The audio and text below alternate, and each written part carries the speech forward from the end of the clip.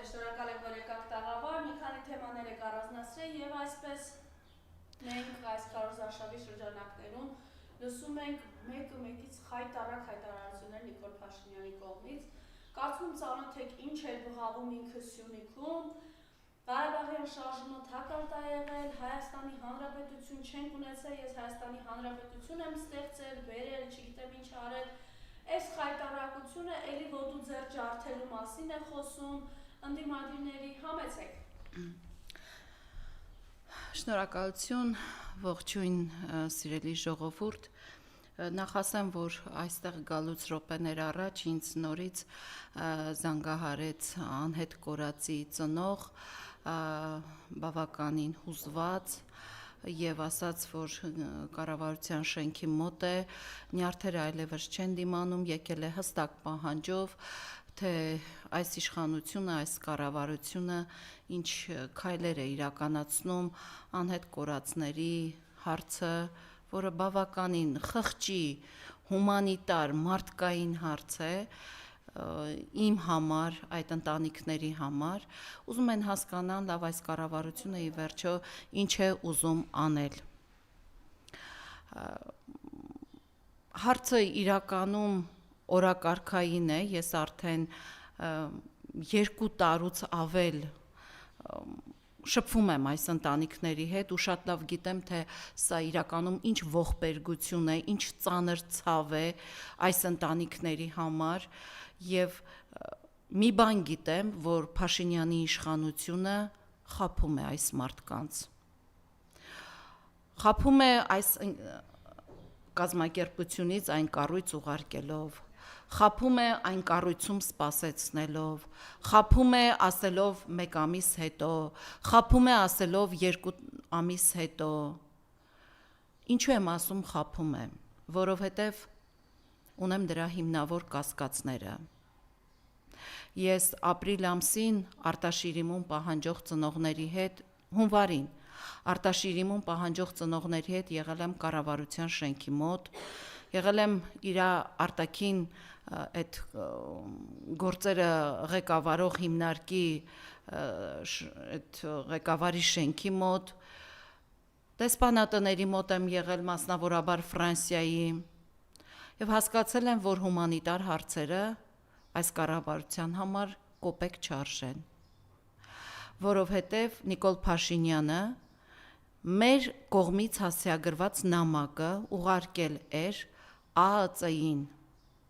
Ես ստացել եմ ԱԱԾ-ի պատասխանը,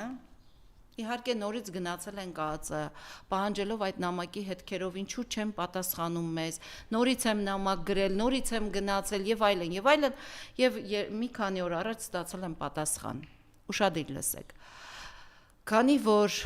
ԱԱԾ-ն ունի միայն անհետ կորածների եւ գերիների հարցերը քննող հանձնաժողով, ուստի Արտաշիրիմում, երբ որ ասում եմ, պետք է նկատի ունենանք Արցախյան վերջին օրերին իրենց զավակներին կորցրած ընտանիքները, որոնք պատշաճ չեն կարողացել հուղարկավորել իրենց զավակներին։ Այդ ընտանիքները ուզում են բերեն այստեղ, չթողնեն առանց քարի, առանց պատշաճ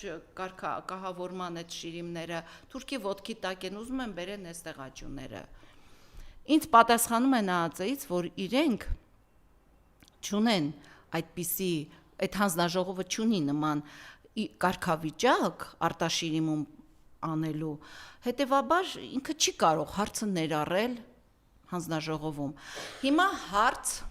Նիկոլ Փաշինյանին,